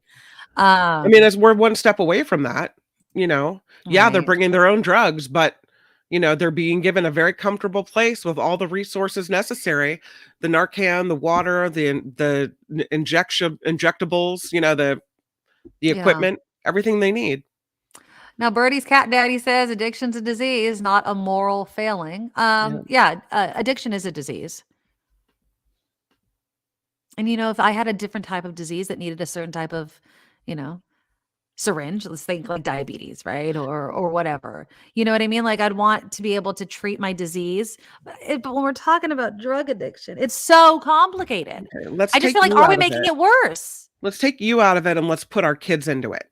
Oh, geez. Well, all right. That's really complicated. I'm going to think like a parent. What's complicated? Okay. It's our daughters. And somehow, some way they got mixed up with the wrong crowd. And somehow, some way they become addicted to drugs. Mm-hmm. And at the age of 18, 19, instead of going off to college like our hopes and dreams are, or trade school or whatever, they end up on the streets of San Francisco addicted. Mm. Do we want them in a drug tent or do we want them on the street? I don't want them in either. I don't want them in either. I want to grab them off the street and put them in. You know what I want to do? I want to take my kid. I want to lock them in their bedroom and get them clean. I don't want to give them anything. You've done that. Say you've done that 5 times and they just keep going back to it. Do you want them to die quickly on the street, or do you want Narcan given and administered, and do you want them to have a fighting chance at a life someday down the road? If you put it that way, if you look at it from the perspective that it's someone's kid, right? Mm-hmm. Then I got to say I want the tent. That's tough. I mean, how pissed would you be though if you were a parent wanting your kid to get clean, but they keep going to San Francisco and they give them all the things to enable them to continue to use drugs, yes, more safely, but it's enabling it. It's giving them comfort while they're fighting their disease. I don't know. But I do, if I was going to err on anything, I want to obviously err on the side of keeping my kid alive until I can get through to them, Absolutely. So I would Absolutely. rather have them in a clean area with a new needle where they're not going to get some disease, with Right. someone standing by in case they have a medical emergency. I mean, none of it is palatable. None of it is what I want. But if Yeah. I have to pick one, I'm want going with life. the one that makes my kid survive this addiction until they can get help someday down the road, or have a shot at it. So Yeah. I think if I think about it like that, then I go with the tent. Yeah. Well, I will say this.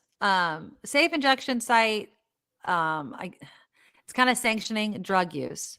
But we also have to figure in open drug use. Not saying that everybody needs to be in prison for the rest of their life. But we need to move these people into an actual, some sort of program. Allowing people and walking by people shooting up, smoking meth, whatever drug they're using, Right. just on the street. I'm sorry. That used to be illegal when we were growing up. You got busted. If you were caught back in the day when pot was illegal, you were smoking a joint like in a parking lot with your friends, you got hemmed up by the cops. Yeah. I don't understand this mentality anymore where, again, I'm all for preventing death. But that doesn't mean that you just get to do your drugs anywhere you'd want to in front of people. That I do not support.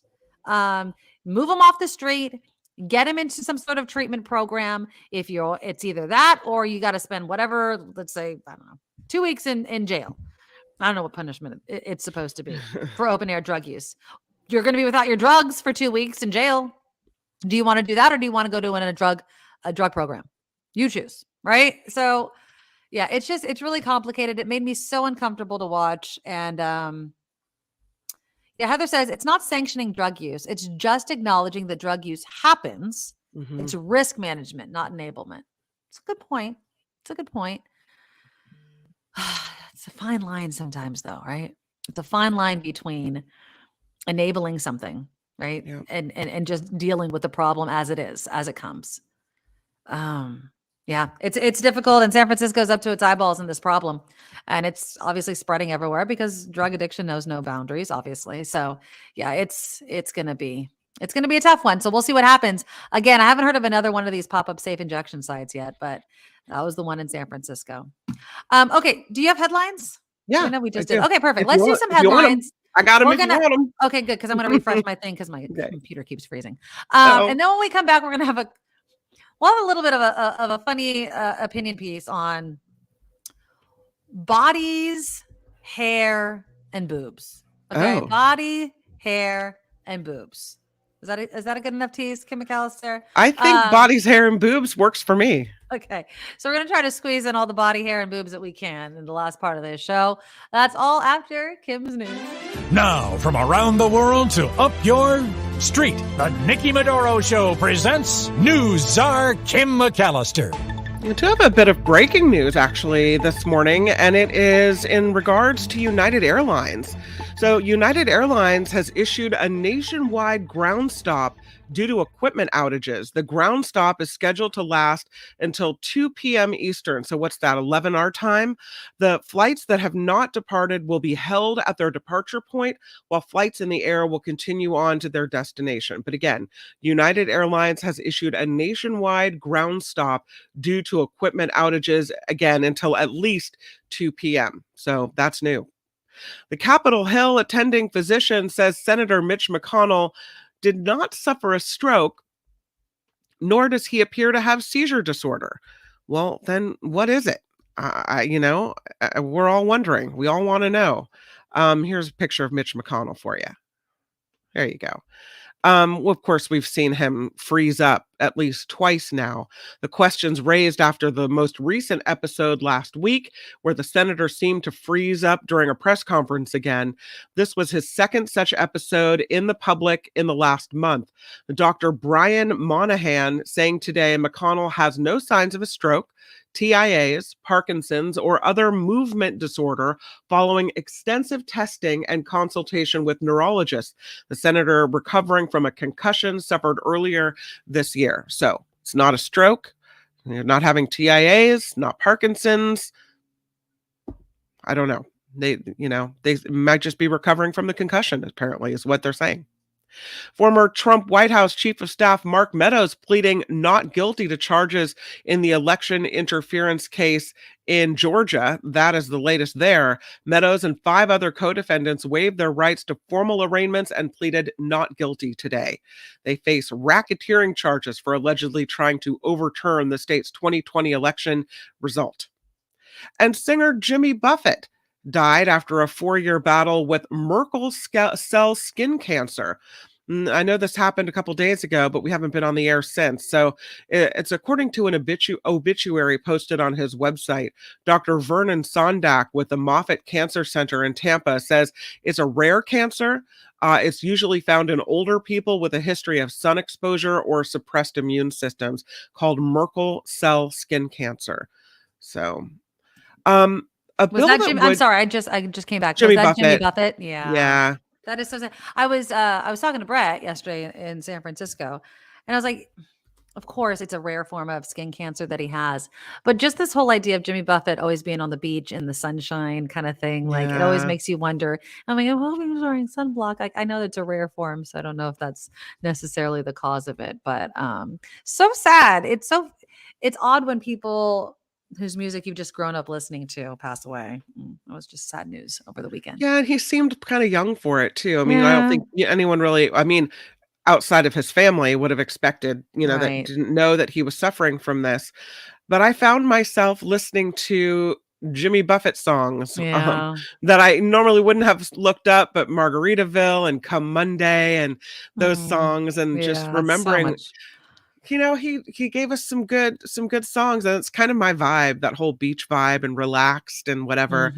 My grandfather died of melanoma. Oh, really? Skin cancer. Yeah. So, and I am the type of person that when I walk out in the sun, I immediately turn red. There's no tan. There's no anything. There's white and red. Those are my 2 varying shades.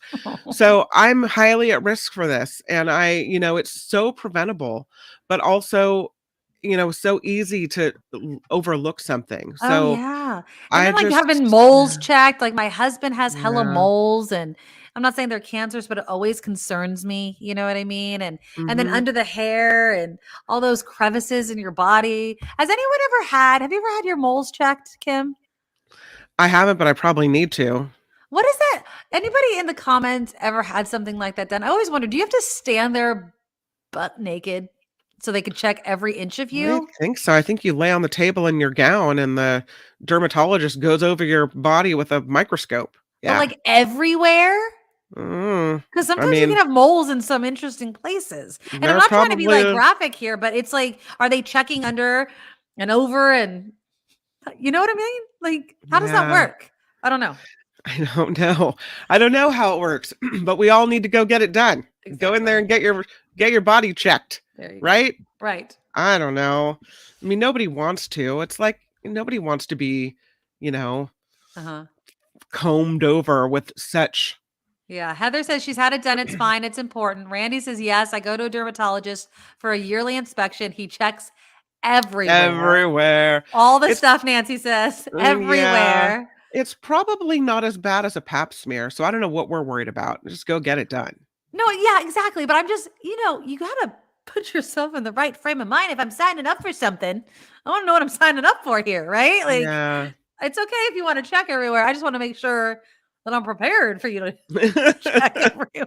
That you're going to be naked nudie with a microscope. We got it. Yes. Oh, jeez. there is a bill that would increase the punishment for fentanyl dealers, and it has stalled in the state legislature.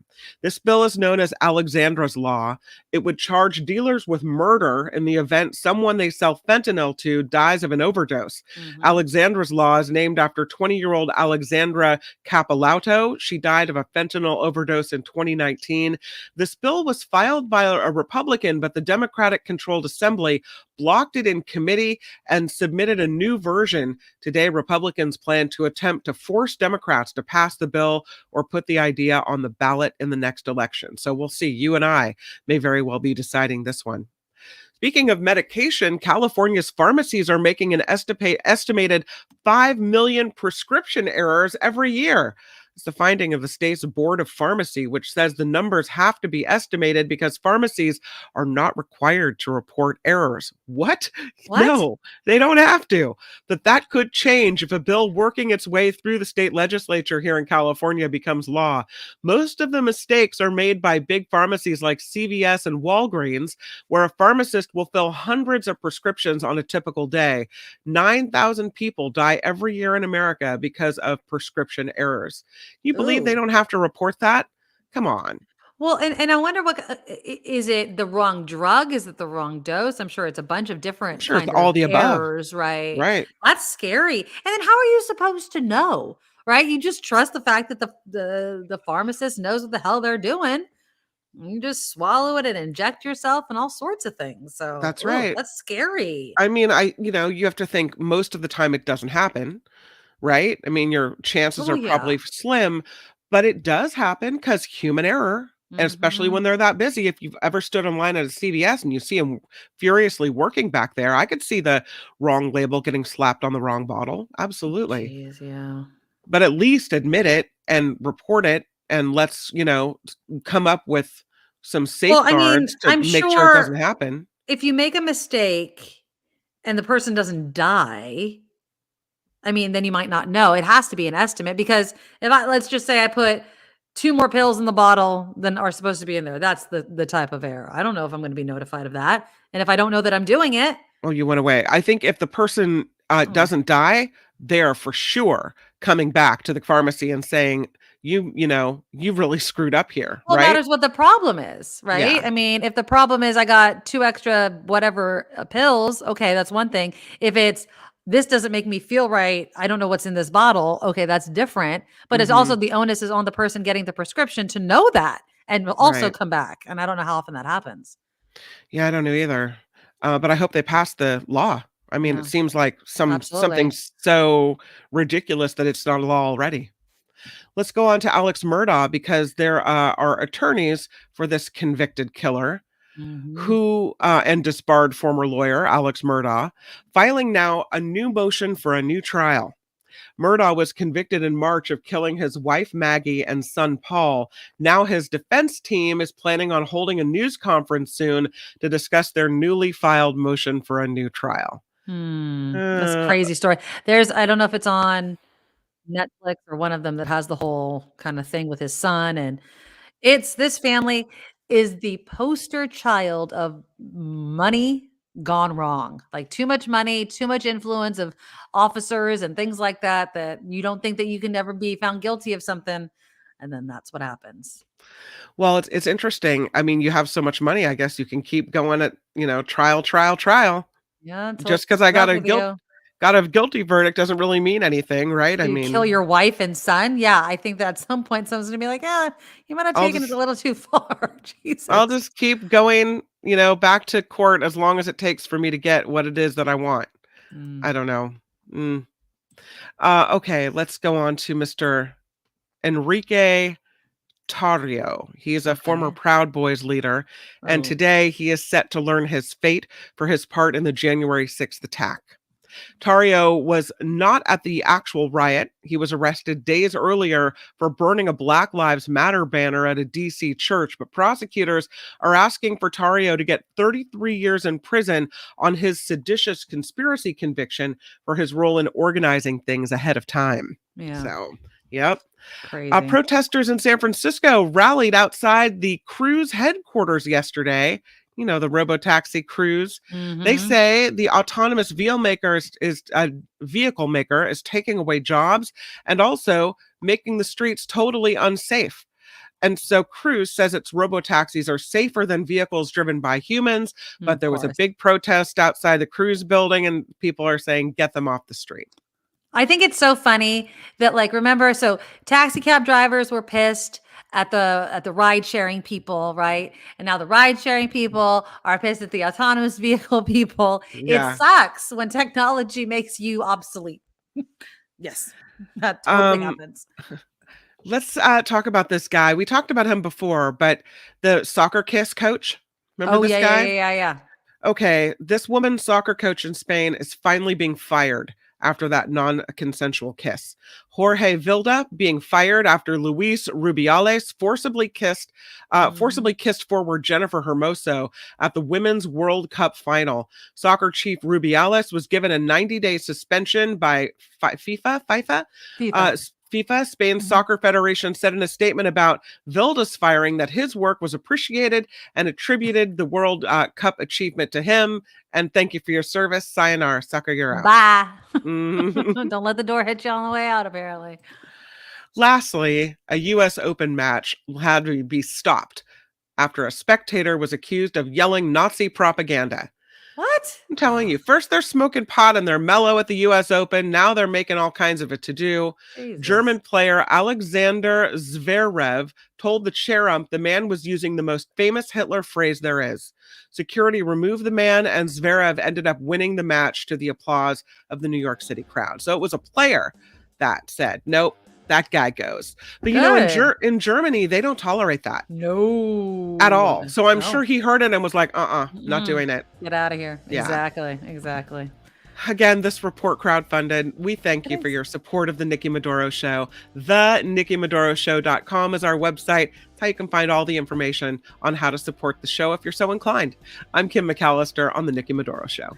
All right, it's time for body, hair, and boobs. Woohoo! Now, you don't have to tell me everything because I know I asked some really, personal questions over here. Okay. Oh no, what's coming? No. I think this is a fair way to, like, with your children, but Yeah. specifically because you have a daughter. Do you guys talk about body hair, like when she's allowed to shave her legs, shave her armpits, things like that? We've gone through the first shaving. Yep. Yeah. So Mhm. my daughter does as well, Yeah. but sometimes she doesn't. Like, I don't think like kids in this generation. She asked me, by the way. Yeah. Well, She asked me. if She she could shave said, her legs or whatever. Yeah, she said, I want to shave my legs. And for the first couple of months, I was like, when you shave it, you have to keep shaving it. Exactly. That's right. I'm like, well, maybe you don't want to shave it just yet. You're in 8th grade. Who cares if you have hairy legs? And she said, Right. I care if I have hairy legs. Okay. So she's ready. She's telling me she's ready. So yeah. And it's her body, right? If you Mhm. don't want hair there, like, that's fine. Right. Now, as far as the pits, like, I'm assuming she shaves her pits and Shaves her the legs, pits. right? Yep. Mhm. What if she didn't want to shave her armpits? Like, if she just, like, she still shaved her legs sometimes or whatever. But what Yeah. if she was like, you know what? I'm not going to shave my armpits. And so she'll wear a tank top and she lifts up her arms and there's hair there. Would you feel uncomfortable?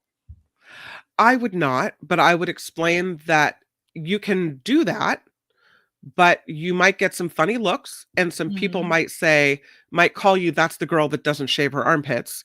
And if you're okay with that, then I'm okay with that. But just Right. know going into it that, in this society, this is what women do. It doesn't mean you have to, Right. but just know that, that you might get some reaction from that.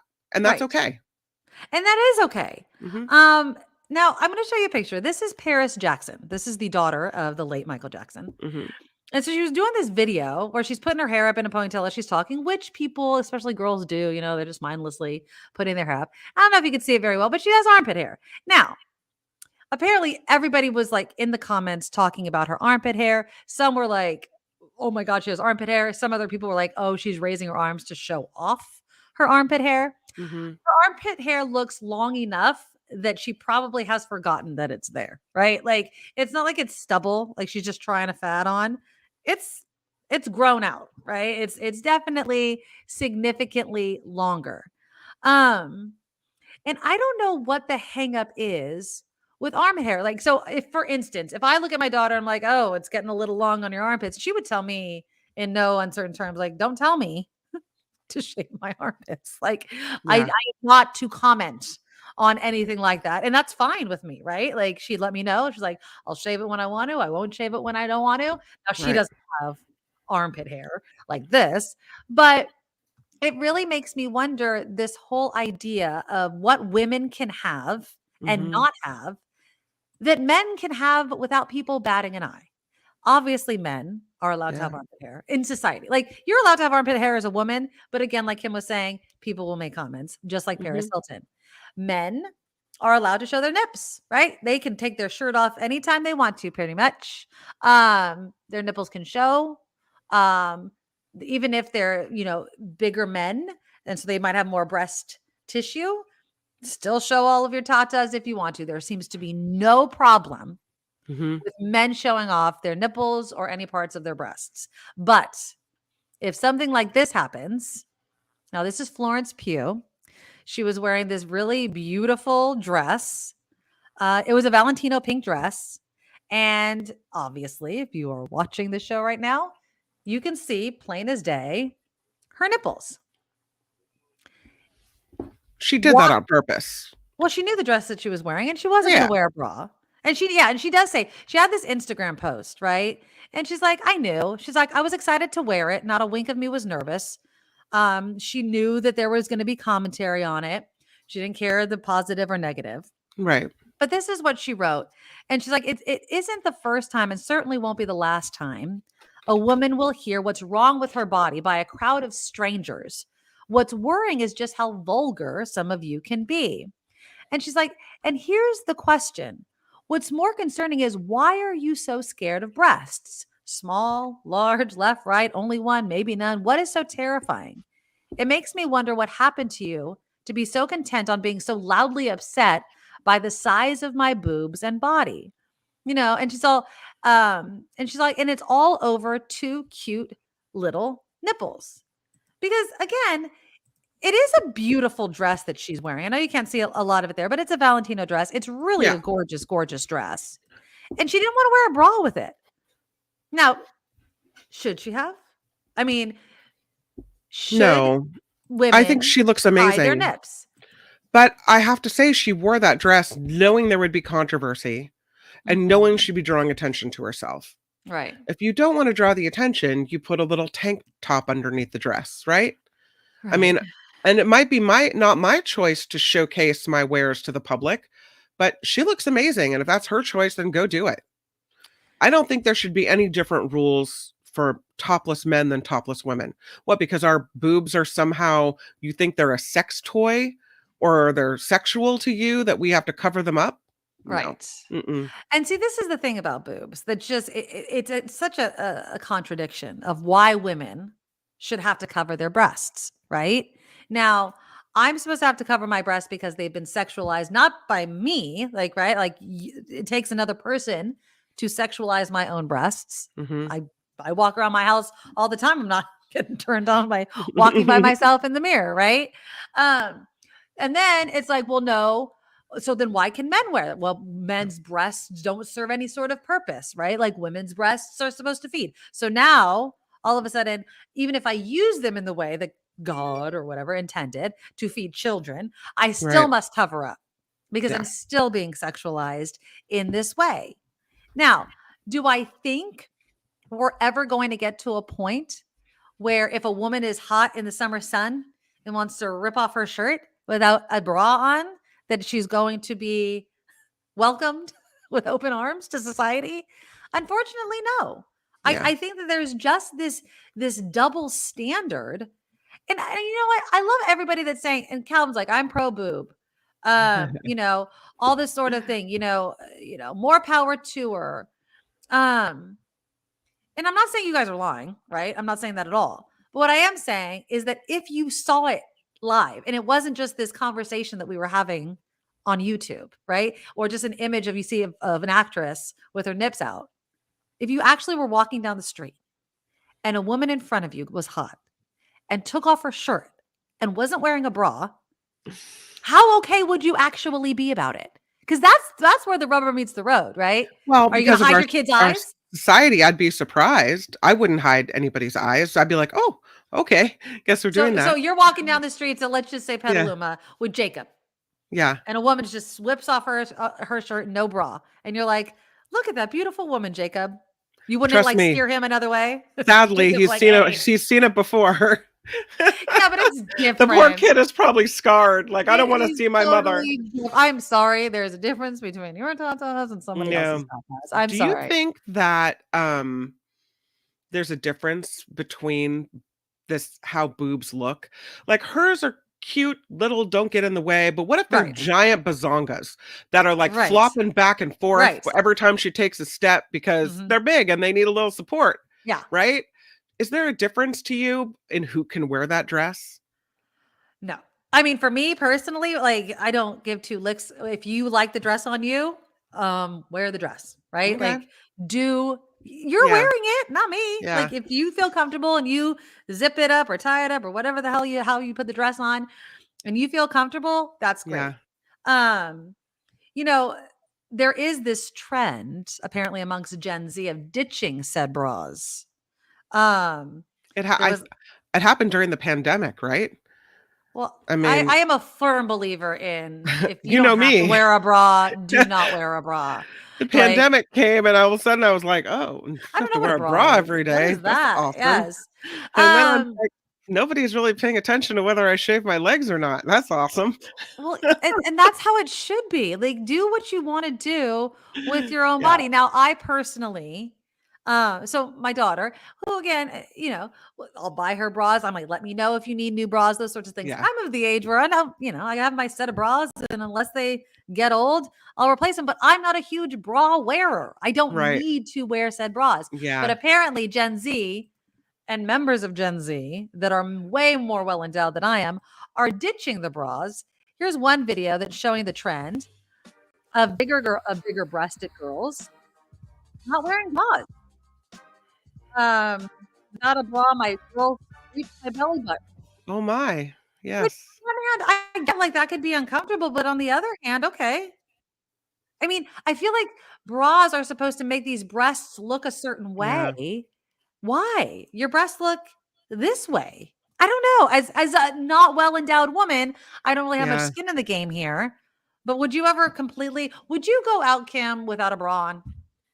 I do it every day, but Okay. only if I know I'm only going to be in my car. Oh, Right. but you won't go out. No. So if I have to get out of the car for any reason, like if it's more than just a school pickup, and I Right. have crossed my fingers, I'm not getting into a car accident and going to the hospital without undergarments. But if it's back to school night, I'm wearing a bra. If Okay. it's like I'm going somewhere where like I have to see people and know people or going to the grocery store, whatever, I'm out and about. But if I'm just picking somebody up and driving them to somewhere else and coming back home, You don't I've care. been known to throw a sweater on over it. Yeah. I mean, now Chris says women have no idea how sexually stimulating breasts are to the male brain. Well, I do understand. Sounds like a you problem. But at the same time, it's because we keep telling them they need to be. Mhm. Like we have sexualized breasts. Yeah. And I'm not trying to reverse that. It is what it is, right? I mean, boobs Right. are sexy. That's how we have formulated them to be. But again, like you just said, that's a you problem. Like if Right. I don't want to wear a bra anymore, or if Kim just decides I'm not wearing a bra anymore. Like that's it. And I'm kind of and if almost there, actually. they look the way they look, you I'm can like, look if you don't want to look, like Yep. that's it, right? Yeah. Like I am fine with it. In Europe, they don't, right?